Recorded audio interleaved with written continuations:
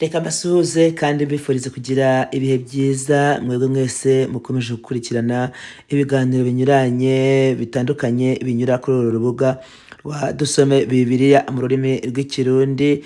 Ni ukuri Imana y'amahoro ibahe umugisha. Ngiye mugiye kubana kuri mikoro nitwa Niyitegeka Samuel nk'ibisanzwe, akaba ari njyewe usanzwe ubagezaho izi audio zo gusoma Bibiliya mu rurimi rw'Ikirundi ndetse n'ubutumwa bwiza musanzwe mukurikirana hano. Nkwibutse ko niba utarakora subscribe ukabona ntacyo bigutwaye wayikora ndetse ugafungura n'akazugira kugira ngo igihe cyose nzajya na uploadinga video nuko uhita ubona message notification ikubwira ko hari message nsizeho ugahita uyireba. Kuri uyu munsi turi busangire amagambo y'Imana afite umutwe uvuga ngo twambare intwaro zose z'Imana, cyangwa se ibyo twakwita mu Kirundi twambare ibigwanishwa byose by'Imana.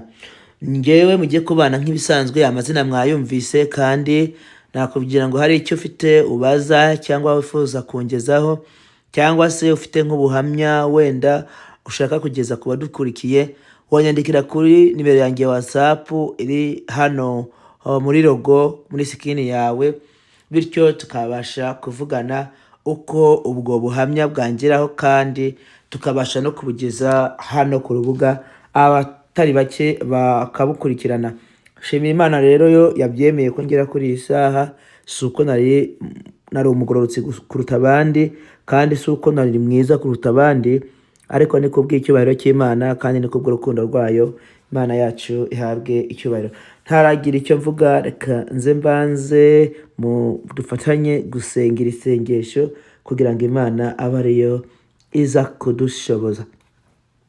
Uwiteka Mana Nyiringabo, Mana ugira neza, turagushimiye kandi ko ari wowe utwemereye kugera kuri uyu mwanya wo gusangira ku byera byawe. Turaguhaye kaze, tuguhaye karibu kuri iki kiganiro kugira ngo abe ari wowe utuyobora, mpwemu wawe yera, mwuka wawe yera akomeza abane natwe muri byose, maze umuntu wese ugiye kudukurikirana muri uyu mwanya umuhe gutegera ugutwi ibyo wowe washatse kumugezaho cyangwa se kutugezaho twese muri rusange. Dusabye mwuka wawe wera kugira ngo abe ari usobanurira buri muntu wese ugiye kumviriza iki kiganiro, kandi nanjye unshoboze kuko ngiye ku bwanjye ntabwo nashobora, nta n'icyo naronka mbwira abantu bawe. Nizo mpamvu nsabye uburinzi bwawe kugira ngo bumbeho, maze iki kiganiro nze kugisoza mu mahoro y'ijuru. Urakoze bibe gutyo mu izina ryera ya Yesu Kristo, amen. Nk'uko mwabyumvise rero tugiye kuganira hamwe ku magambo y'Imana afite umutwe uvuga ngo twambare intwaro zose z'Imana. Ni ukuri nagira ngo nkubwire wowe urimo kunkurikira ko Satani ntago yicaye, na cyane cyane muri iyi minsi y'iherezo arimo gukora uko ashoboye kugira ngo akunda rwishe n'abantu batoranijwe n'ibishoboka. Ari nazo mpamvu arimo kurwiza ibishuko byinshi, ndetse byinshi ubu ngubu bikaba birimo kuza ari nk'iterambere, ibindi bikaba birimo kuza mu buryo bwa elegitoronike. Murabona wenda reka mfate nk'urugero kuri ibi ngibi bimaze kwamamara ku isi by'abatinganyi, ukuntu ubu ngubu bafashe amarangi bakaba barimo kubikora nko mu rwego rwa dekorasiyo kugira ngo bakunde ibishuko byabo bize noneho biri mu yindi sura nshya, bize biri mu marangi. Ni uko wowe ugura akantu ubona wenda ngo uguze umutako ariko utazi kuguze ibendera, idarapo ry'abatinganyi. Maze kubibona ahantu kenshi, ndetse ibigo bitandukanye bikuru cyane nko mu maguverinoma atandukanye usanga mu masikirini y'ibyo berekana harimo idarapo ry'abatinganyi, ariko ugasanga bo babifata nk'aho hari imitako isanzwe. Ariko twe abantu twasomye Bibiliya, abantu tuzi igihe cy'iherezo ibizakiranga, tumaze gusobanukirwa ibyo ari byo kandi nicyo bihatse, kugira ngo murabyumva. Reka nguho umwanya rero wowe kugira ngo ukomeze ukurikirane ibiganiro tunyuza hano nk'ibisanzwe. Akaba ari njyewe tugiye kubana mu buhanga bw'ibyuma. Turizera ko byose biri bugende neza, ko Imana irabigenza neza, amajwi akabandanya akabageraho ameze neza. Kuri mikoro nk'ibisanzwe ni njyewe tugiye kubana, kandi ari njyewe kandi tuzakomeza tubana ibihe byose.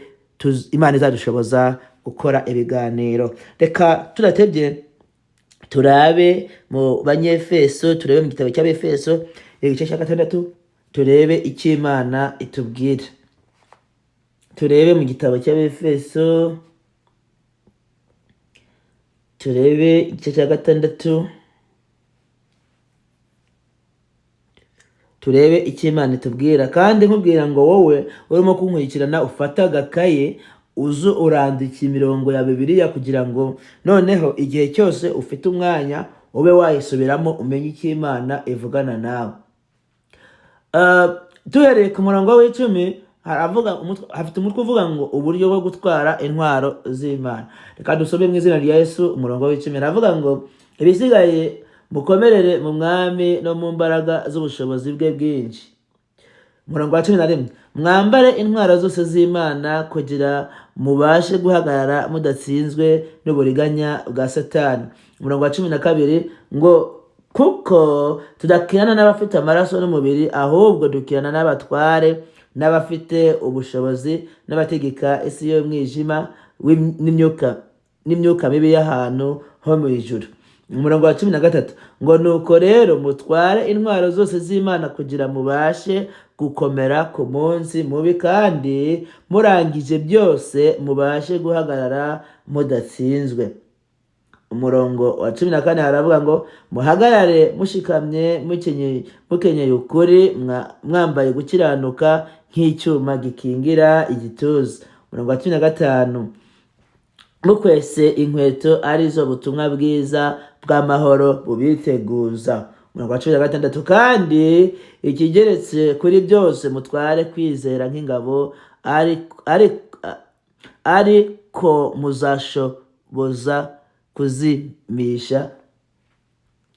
muzashobotsa kuzimisha imyambi ya wa mubi yose yaka umuriro. Ku murongo wa 16 tuwusubiramo ngo kandi ikigeretse kuri byose mutware kwizera nk'ingabo, ariko muzashoboza kuzimisha imyambi ya wa mubi yose yaka umuriro. Umurongo wa 17 mwakire agakiza kabe ingofero, mwakire n'inkota y'umwuka ariyo jambo ry'Imana. Umurongo wa 18 ari nawo wa nyuma tugiye guherezaho, haravuga ngo musengeshe umwuka iteka mu buryo bwose bwo gusenga no kwinginga, kandi kubw'ibyo mugumye rwose kuba maso musabire abera bose. Imana itutabare cyane kandi itugire neza muri byose. Hano mu Efeso igice cya 6 uhereye ku murongo w'10 kugera ku wa 18 dusomye amagambo menshi meza atubwira uburyo dukwiye kwambara ibigwanishwa cyangwa se intwaro zose z'Imana, uburyo dukwiye kuzikoresha. Noneho tugiye kureba dusobanukirwe noneho buri ntwaro yose isobanura iki. Turagerageza gusoma mu ncamake tumenye intwaro Imana yavuze hano isobanura iki, ese bishatse kuvuga iki. Mwebwe mwese munkurikiye mbahaye ikaze kugira ngo tubane 5 kuri 5 nk'uko tubisomye muri Efeso 6 uhereye ku murongo wa 10 kugera ku wa 18. Intumwa Pawulo igira inama abakristo kwambara intwaro z'Imana kugira ngo babashe guhagarara bwuma mu rugamba rwo mu buryo bw'umwuka. Reka rero dusobanure buri murongo muri iki gice twasomye hano, kandi turasobanura duhereye ku murongo wa 11. Muri Efeso 6:11 haravuga ngo mwambare intwaro zose z'Imana kugira ngo mubashe guhagarara imbere y'uburiganya bw'umwanzi. Intwaro z'Imana ni ibikoresho Imana itanga kugira ngo turwane urugamba rw'umwuka. Uburiganya bw'umwanzi Satani akoresha ni amayeri, ibinyoma n'ibishuko kugira ngo aturwanye. Twakagombye rero kuba twitondera amayeri yose, tutarebye ngo aya mayeri ari mu buryo bwa elegitoronike, ari mu buryo bugezweho, cyangwa se ari mu buryo runaka bwa gakondo. Umuntu wese akamenya amayeri Satani yaziramo, kandi niba utabasha kubimenya ugasaba Mwuka w'Imana kugira ngo agushoboze noneho agutahuze umenye amayeri yose Satani akoresha, kugira ngo ntihagire n'umunsi n'umwe wabasha gukorokera cyangwa se kurwa mu bishuko bya Satani. Icya kabiri kiravuga ngo kiraboneka mu Befeso 6:12, kuko tudahanganye n'abantu, ahubwo duhanganye n'abatware n'abafite ubushobozi n'amategeko isi y'umwijima, duhanganye n'imyuka mibi yo mu ijuru. Iki kigombye kuvuga iki?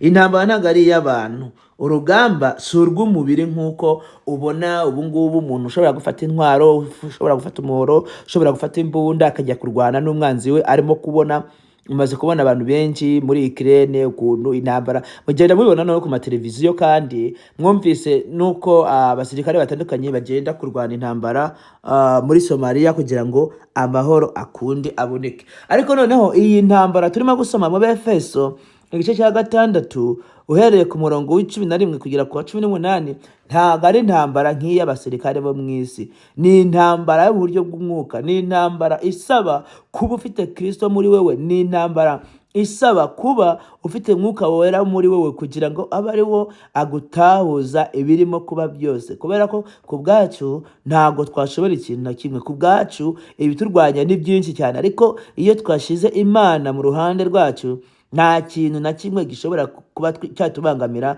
ngo kidushobore. Imana itutabare cyane kandi itugirire neza. Ngo intambara si y'abantu, urugamba si urw'umubiri, ahubwo ni urw'imbaraga z'umwijima mu buryo bw'umwuka. Imyuka mibi ni imbaraga za Satani zishaka kurwanya ubwami bw'Imana n'abantu bose barimo kurondera ubwami bw'Imana. Satani rero kubera ko yahoze mu ijuru, akaba azi ijuru icyo ari cyo, akaba azi ibyiza bihari, akora uko ashoboye kugira ngo ngewe nawe aduteshe intumbero, noneho kugira ngo twese tuje twisange muri wa mugabane w'abazajya mu muriro. Ariko navuga ngo Imana tutabare cyane kandi izaduhe kugira iherezo ryiza. Umurongo wa 13 aravuga ngo nuko rero mwambare intwaro zose z'Imana kugira ngo mushobore guhagarara mu minsi mibi, kandi nimurangiza byose muhagarare mushikamye. Kwambara intwaro zose kugira ngo turwanye neza, tugomba gukoresha intwaro zose z'Imana, atari igice kimwe. Ntabwo tugomba gukoresha intwaro imwe yonyine, kubera ko niba Imana yatanze nk'urugero intwaro 6 cyangwa 4, izi ko zose zifite umumaro mu buryo bumwe cyangwa se ubundi. Reka turebe muri ntuza ku cyambere. Intwaro ya mbere tugerageje gusobanura buri ntwaro yose mu buryo bw'umwuka, tukagerageza gusobanura intwaro ya mbere ngo ni ukuri. Umukandara ni ukuri, ni Yesu niwe wabivuze muri Yohana 14 umurongo wa 6. Reka tuze tuhasome twumve uko havuga. Yohana 14, reka tuhasome mu izina rya Yesu kugira ngo buri muntu wese asobanukirwe n'ibyo turimo kuvuga ibyo ari byo. Yohana 14 turasoma umurongo wa 6. Umurongo wa 6 naho havuga ngo Yesu aramubwira ati, ninjye nzira n'ukuri n'ubugingo, ntawe ujya kwa Data ntamujyanye. Urumva uyu murongo uratubwiye ngo noneho Yesu niwe nzira, niwe kuri, ni nawe bugingo. Bivuze ngo mu Banyefeso twasomye nk'uko twahabonye, reka twongere tuharebe mu Banyefeso igice cya 6 nk'ibisanzwe, duhereye ku murongo, reka tuze tuhasubiremo kubera ko kuhasoma ntabwo bidutera isoni. Mu Banyefeso 6 duhereye ku murongo wa 11 haravuga ngo mwambare intwaro zose z'Imana kugira ngo mubashe guhagarara mudatsinzwe n'uburiganya bwa Satani. Cya 12 ngo kuko tudakirana n'abafite amaraso n'umubiri, ahubwo dukirana n'abatware n'abafite ubushobozi n'abategeka isi y'umwijima n'imyuka mibi y'ahantu ho mu ijuru. Umurongo wa 13 ngo nuko rero mutware intwaro zose z'Imana kugira ngo mubashe gukomera ku munsi mubi, kandi murangije byose mubashe guhagarara mudatsinzwe. Umurongo wa 14 muhagarare mushikamye mukenyeye ukuri. Nk'uko tubibonye muri Yohana igice cya 14 ku murongo wa 6, tubonye ko ukuri nta wundi ni Yesu. Yesu yumuhaye ikaze muri wowe, nuko ukamara kumwemera muri byose, ukagira mu nzira ze, ukagira mu mategeko ye, icyo gihe ukuri kuba muri wowe, ntago ushobora kugira uburiganya kandi Yesu ari muri wowe. Nasabira buri muntu wese kugira ngo asabe Imana imuhe mwuka wera, Yesu Kristo abe muri we, kugira ngo ukuri kumurange mu byo avuga byose, mu byo agenda akora byose, haba ari mu rusengero rw'Imana cyangwa se ari mu baririmbyi bagenzi be cyangwa se ari mu nshuti zitandukanye. Ukuri kumurange kugira ngo abandanye guhamya by'ukuri ko Yesu ari muri we. Reka tubandanye. Icya kabiri kivuga ngo icyuma gikingira igituza, nacyo nta wundi ni Yesu. Nagira mbaho urugero. Igituza cyacu kirimo ibintu byinshi, harimo umutima, kandi murazi ko umutima uhagaze gato umuntu yahita ava mu mwuka w'abazima akaba umupfu. Mu gituza harimo byinshi, ibintu byose bigize umuntu byinshi biri mu gituza. Ibintu byose bigize umuntu byinshi biri mu gituza. Nizo mpamvu Imana hano mu buryo bw'umwuka iravuze ngo twambare iki? Twambare igikingira, icyuma gikingira igituza, kandi nacyo nta wundi ni Yesu. Kuko Yesu niwe rutare rudakorwaho, niwe rutare rutabasha kunyiganyizwa, niwe rutare umugize icyuma kigukingira igituza, ari nta myambi yose y'umwanzi Satani ishobora kukurasa mu gituza ngibe yagitobora. Kuko muri cyo haba hicaye umugabo ukomeye, haba harimo umwami wacu Yesu Kristo, kugira ngo abashe kuturinda imyambi yose Satani aturasa. Icya kane kiravuga ngo ubutumwa bwiza bw'amahoro, arizo nkweto. Inkweto zigararanya n'ubutumwa bwiza bw'amahoro. Mwibuke ko umuntu yagiye kuvuga ubutumwa bwiza bw'amahoro agenda n'amaguru, kandi amaguru niyo umubiri wose uhagazeho. Bivuze ngo icyatumye Imana ivuga ngo twambare inkweto, nuko izi neza ko inkweto arizo zikingira ibirenge byacu, kugira ngo tubashe kudahonyora mu byuma abanzi bacu baba baduteze. Inkweto rero nziza Yesu yaduhitiramo, nuko iyo ari muri wowe umubiri wose aba awukontorora. Bityo rero murabizi, reka nze urugero wenda nk'abasirikare abagiye mu rugamba, usanga inkweto zabo ari inkweto zikomeye cyane. Inkweto yewe ashobora guhonyera no kuri mine, ariko ntibe yahita ikata inkweto yambaye. Ziba ari inkweto zikomeye, ndetse abasirikare benshi bakunze no kwambara inkweto niyo yahonyura mu muriro zitabasha kuba zashya ngo agire icyaba. Nizo mpamvu natwe nk'abakristo dukwiye guha kaze mu umwami wacu Yesu Kristo, kugira ngo agahe umubiri wacu wose, noneho kugira ngo izi ntwaro zose Imana yadondaguye hano, Yesu abe ari we uzikontorora muri twe. Kuko ku bwacu ntabwo twashobora pe. Ibiturwanya n'ibiduhiga ni byinshi cyane, kandi turi abanyantege nke cyane. Ariko Yesu iyo ari muri twebwe, ibintu byose birahinduka, tukaba abafite imbaraga zidasanzwe, kubera ko Yesu yatugizemo akaba umwe mu bagize ubugingo bwacu. Umurongo wa 14 haravuga ngo nuko muhagarare mushikamye, mukinge ukuri nk'umukandara ku matako yanyu, mwambare gukiranuka nk'icyuma kibarinda igituza. Umukandara w'ukuri. Ukuri ni ngombwa mu rugendo rw'umuntu urimo kujya mu ijuru. Ukuri rero nicyo kintu cyonyine gitsinda iyo uri mu rubanza. Hagerageza kuza ibyabona byinshi, ariko kandi kubera ko abantu b'abacamanza bo baba barize cyane iby'amategeko, amenya kugenzura umuntu urimo kuvuga iby'ukuri, kandi amenya no kugenzura umuntu arimo kuvuga ibintu by'uburiganya, ibintu by'ubeshi. Nuko niyo wagerageza kuzana ibyabona by'ibinyoma, nuko abacamanza benshi bakunze kubimenya. Rero ijambo ry'Imana ritubwiye ngo dukenyeze ukuri. Ukuri ni ngombwa ku rugendo ruja mu ijuru, kuko kutubashisha guhangana n'ibinyoma byose bya Satani. Icyuma kibarinda igituza ni gukiranuka, kandi gukiranuka kw'Imana kudukingira ibishuko n'ibyaha. Muri Efeso 6:15 niho havuga ngo mukwize ibirenge umwiteguro wo kwamamaza ubutumwa bw'amahoro. Ibirenge byiteguye. Reka dusome umurongo wa 15. Umurongo wa 15 twumve uko havuga aho ngaho muri Efeso 6 umurongo wa 15 niho tugiye gusoma. Haravuga ngo mukwese inkweto arizo butumwa bwiza bw'amahoro, mubiteguza kandi kigeretse kuri byose mutware kwizera nk'ingabo, ariko muzashobora kuzimisha imyambi ya wa mubi yose yaka umuriro.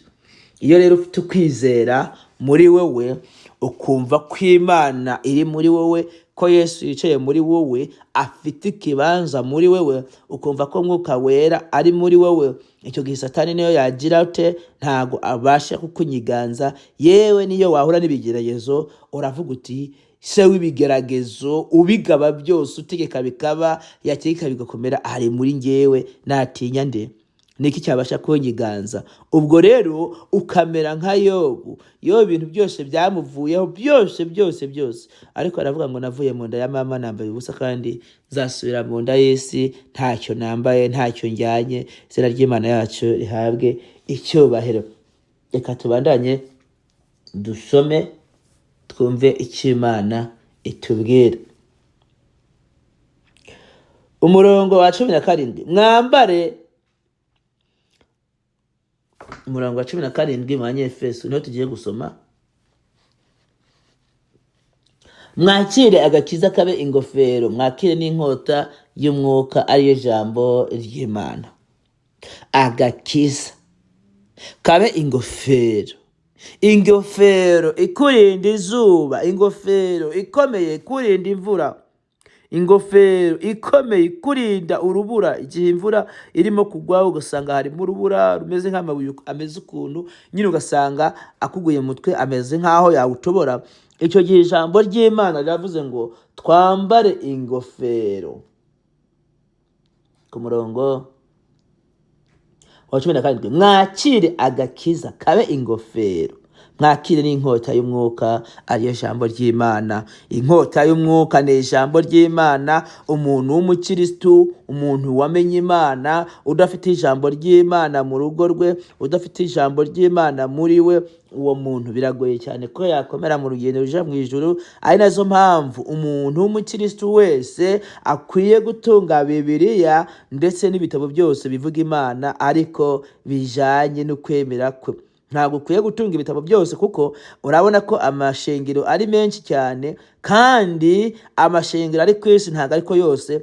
Yego hose hazava abageni pe, hazava abageni, ntabwo mpaririye, ariko hari amashengero amwe usanga ibyo barimo kwigisha ubigiriyeho waba ugiye kubiri n'iby'Imana ivuga, bityo rero ukirinda kugenda kubiri n'uko Imana ivuga. None se niba Imana ikubwiye ngo wirinde nk'ibisindisha, ubwo ugahita wumva undi akakubwira ngo niwinywere nta kibazo, urumva se ubinyweye waba ukoze iki? Ntiwaba ugiye kubiri n'Imana? Imana itabare cyane rero, kandi iduhe gukora ibyo ibona ko ari byiza, bityo izina ry'Imana yacu rikomeze guhabwa icyubahiro. Tugiye gusoma muri Yakobo 4 umurongo wa 7 tugere ku w'icumi twumve icyo Imana ivuga muri icyo gice. Yakobo 4,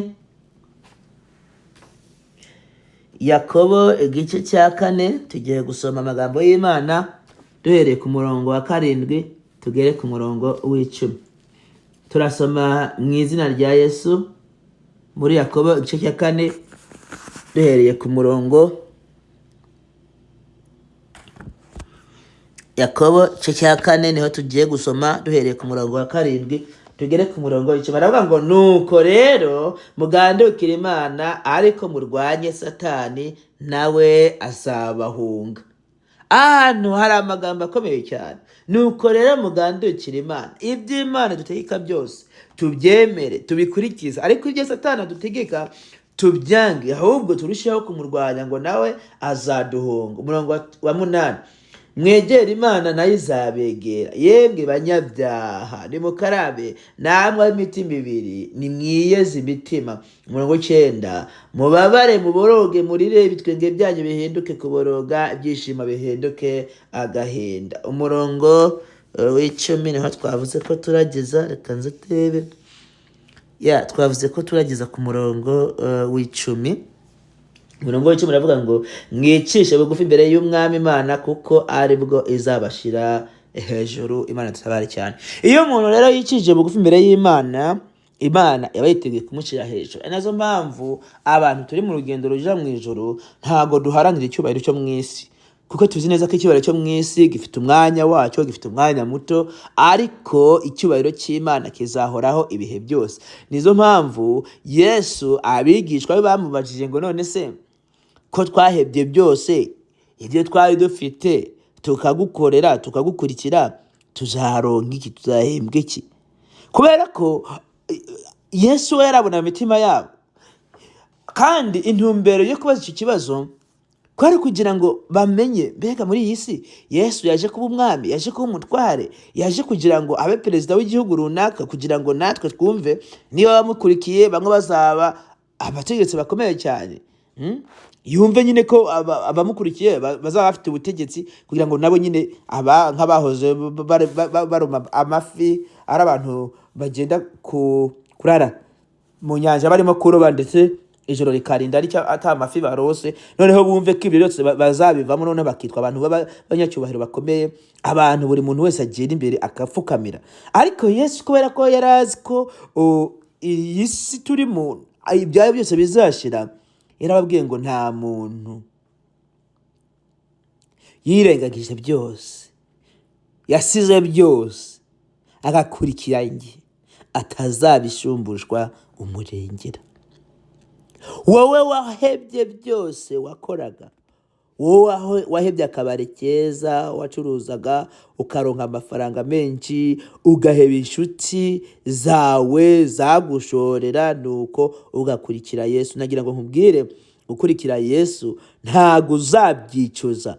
Nukora iby'Imana itegeka mu byanditswe byayo byera, nuko ukagira mu mategeko y'Umwuka Wera, ibyo agutegeka byose ukabyumvira, ukumvira umutima nama ugutegeka kureka ibibi no gukora ibyiza, nkubwije ukuri ntago uzabyicuza, kuko abantu bose bazaraga ubugingo budashira, bazabaho ibihe byose, nta kurwara, nta gupfusha, nta gukena, nta kubaho nabi, nta kuvuga ngo uyu munsi izu ndayishyura iki, nta kuvuga ngo uyu munsi ndarya iki, nta kuvuga ngo uyu munsi abana ndabishyura amafaranga nkuye yo kujya ku ishuri. Ibyo byose bizaba byararanganye n'iyi si, iyi si y'imiruho, iyi si turimo kubabarizwamo, iyi si turimo gukeneramo tukamera nabi, ibintu byose turimo gucamo bizashirana n'iyi si. Ari nazo mpamvu nasaba umuntu wese, kugira ngo umuntu wese urimo kunkurikira uyu mwanya yumve ko akwiriye kuba umwe mu baharanira gukiranuka, yumve ko akwiriye kuba umwe mu baharanira kugendera mu nzira Imana idutegeka kugiramo, kugira ngo noneho twese twisange twagize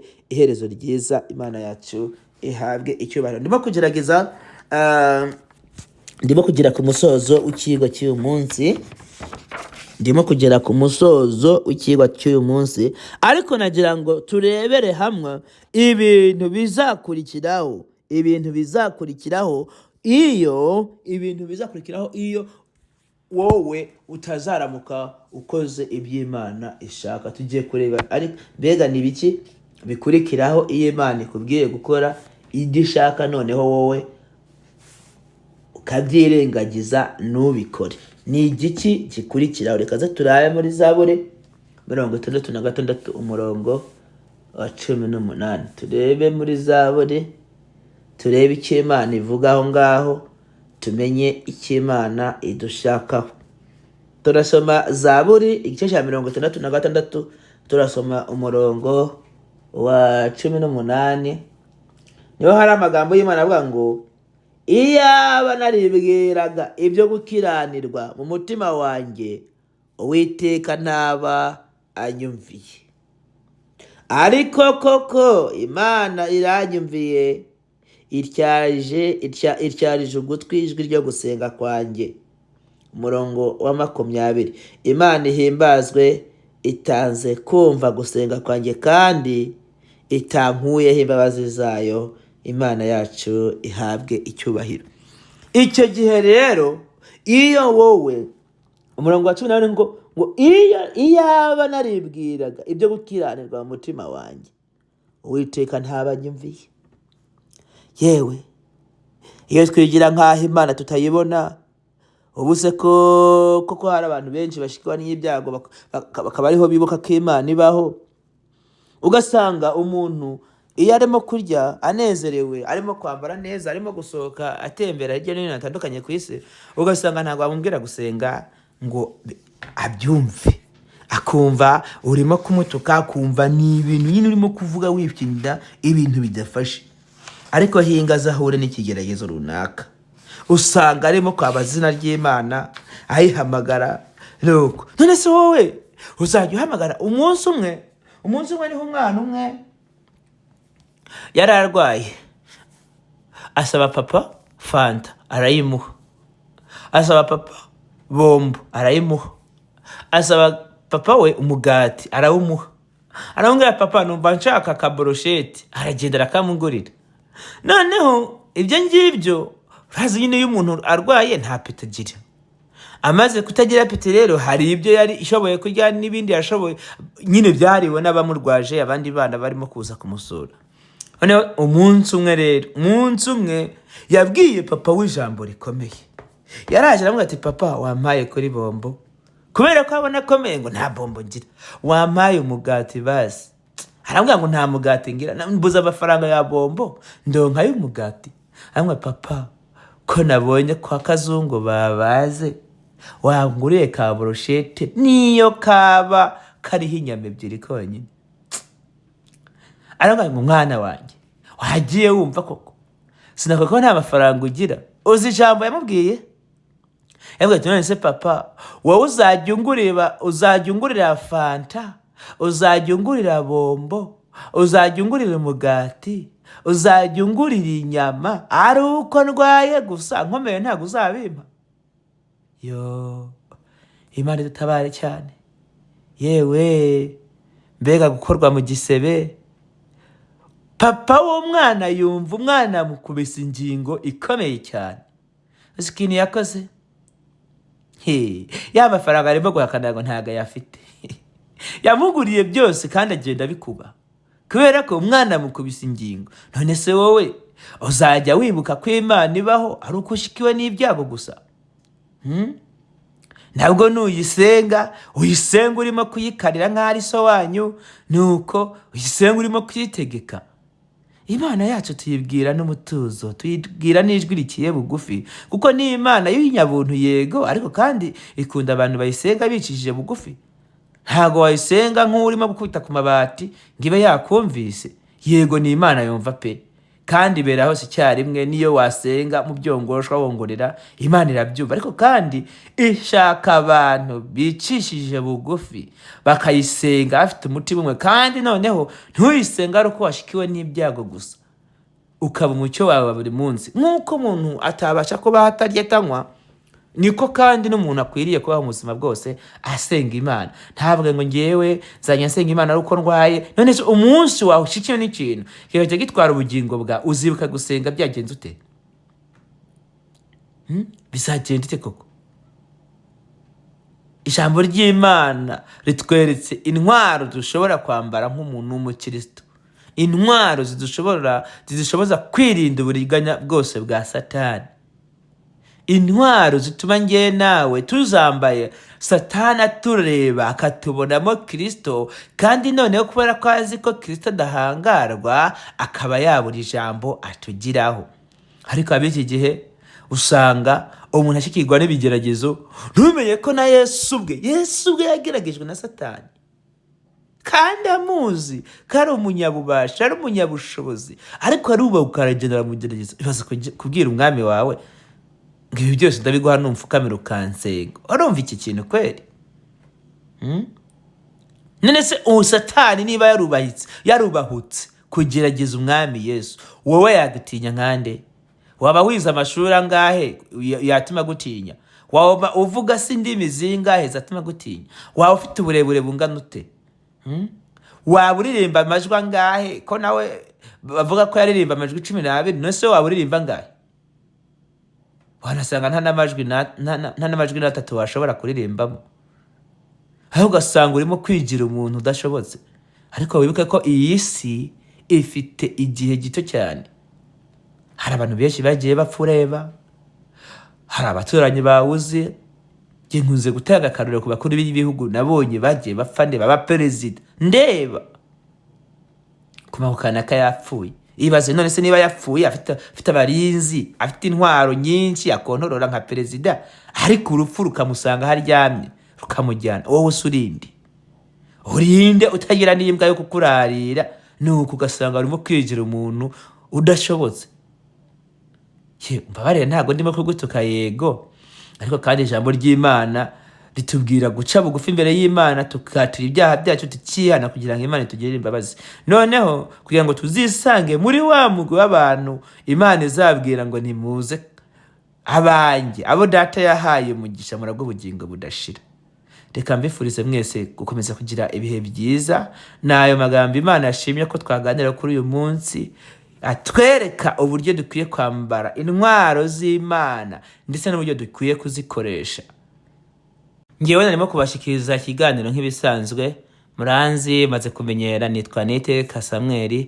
Akaba ari ubwa mbere urebye iyi video, nyabuneka ukaba wayitangiye ukaba wigejeje aho igeze aha, nyabuneka kanda kuri subscribe kugira ngo igihe cyose nzajya na uploadinga video uzahita ubona message kubwira ko video nyishyizeho, bityo ugahita uyireba. Ntiyibagire kuyisangiza abandi ndetse no kwandika muri comment kugira ngo mutubwire niba mufite ubuhamya, mufite ibyo mushaka gushikiza abadukurikiye. Mwese murahawe ikaze. Iyi nimero murimo kubona kuri screen yanyu ikora no kuri WhatsApp, mushobora kunyandikiraho nuko umuntu akanyibwira akambwira icyo ashaka ko tuganiraho, bityo Imana yacu ibahe umugisha. Abantu mwese kandi mwifuza kwakira Umwami Yesu mu bugingo bwanyu kugira ngo uhereye uyu munsi mwumvise ubutumwa bwiza bw'ubwami budushoboza cyangwa se budufasha mu rugendo rwo kujya mu ijuru, none uhereye uyu munsi namwe mube bamwe mu barimo kugenda mu rugendo rujya mu ijuru, noneho mutandukane n'ibyo Imana yanga byose, mukora ibyo Imana ishaka. Mutandukane n'ibyo Satani arimo kubahendesha, noneho mutangire gukora ibyo Imana ishaka. Ubwo umuntu wese wifuza kwakira Umwami n'Umukiza mu bugingo bwe yashobora kunyandikira muri comment cyangwa se akanyandikira ku nimero ya WhatsApp, noneho kamuhuza n'abakozi b'Imana bijejwe. Ndetse ku bantu bari mu gihugu cya Canada, mbarizwa muri Edmonton, abantu mwese mwumva ururimi mvuga muri Edmonton, muri Alberta, muri Canada, mwifuza noneho kuronka itorero ryo gusengeramo, namwe mbahaye ikaze. Muza nyandikire noneho mbahe adresse y'ahantu dusanzwe dukorera umurimo w'Imana, nuko muhagere namwe mufashwe. Imana y'amahoro ibaho umugisha. Hari ikibazo cyangwa wifuza kunterera ibyumviro, wayandikira nk'ibisanzwe bityo ngagufasha. Ukeneye kandi n'amasengesho y'umwihariko, nabwo wanyandikira nkaguhuza n'abakozi b'Imana bakabigufashamo. Ngewe mukunze kubana kuri iyi channel nitwa Niteka Samuel nk'ibisanzwe, akaba ari ngewe igihe cyose Imana izabyemera ko mpumeka umwuka w'abazima, akaba ari ngewe muzaba muri kumwe kuri mikoro. Bitabujijwe ko dushobora kuronka abatumirwa nuko bakahaba uwo munsi, ariko ngewe kenshi ninge tuzaba turi kumwe. Imana y'amahoro ibaho umugisha. Reka dusenge Imana. Uhoraho Mwami w'amahoro, Uwiteka Nyiringabo, wowe uriho wamyeho kandi uzakwabaho bitazoshira, izina ryawe nirihabwe icyubahiro. Duhejeje gusangira amagambo yawe n'ubwoko bwawe, amagambo atubwira uburyo dukwiye kwambara intwaro zose wowe utanga. None mu izina rya Yesu Kristo turasabye kugira ngo abe ari wowe ukwirakwiza aya magambo muri twebwe, ndetse mwuka wawe wera aba ari udusobanura, kuko twe ku bwacu bitewe n'isi turimo irimo ibibazo byinshi cyane, turagira tugatakara ubwonko, ugasanga amagambo yawe nta kibanza afite muri twebwe. Ariko ndasabye ninginga kugira ngo mpwemu wawe yera, mwuka wawe Mwami wanjye aba ari we wo gusobanurira ubwoko bwawe. Asigaye umuntu wese ubyizeye akajya bagiye kubikurikiza, ubane nawe kandi uzomushoboze kuzagira iherezo ryiza. Nsenga iyo umurimo wawe Mwami ndimo gukora ku bwanjye ntago nakwishoboza utabimfashijemo, nizo mpamvu nkwingiza kugira ngo ukomeze unyongereze imbaraga n'ubwenge hamwe wahaye Salomo ari mu mwuka wera, uramubwira ngo usaba icyo ushatse cyose ndakiguha, nuko aravuga ngo ndashaka umutima w'ubwenge kugira ngo mbashe kuyobora abantu bawe. Nizo mpamvu nanjye gusabye umutima w'ubwenge kugira ngo mbashe kuvuga ijambo riturutse kuri wowe. Mu byo nsobanura byose sinze sobanura biturutse muri gihe, ariko nizosobanura ibyo mwuka wera arimo kumbwira uzaba ukoze Mwami. Hasigaye umurimo wawe ndawusenga kugira ngo abe ari wowe ubandanya kuwushyitsa kure hashoboka, kugira ngo ijambo ryawe ubutumwa bwawe bwiza bubandanye bugire hose. Urakoze kubyumvise kandi ko ari wowe ubikoze. Umuntu wese wumvise amagambo kandi akihana umugirire imbabazi, kandi twese imbabazi zawe tubeho mu izina rya Yesu Kristo, amen.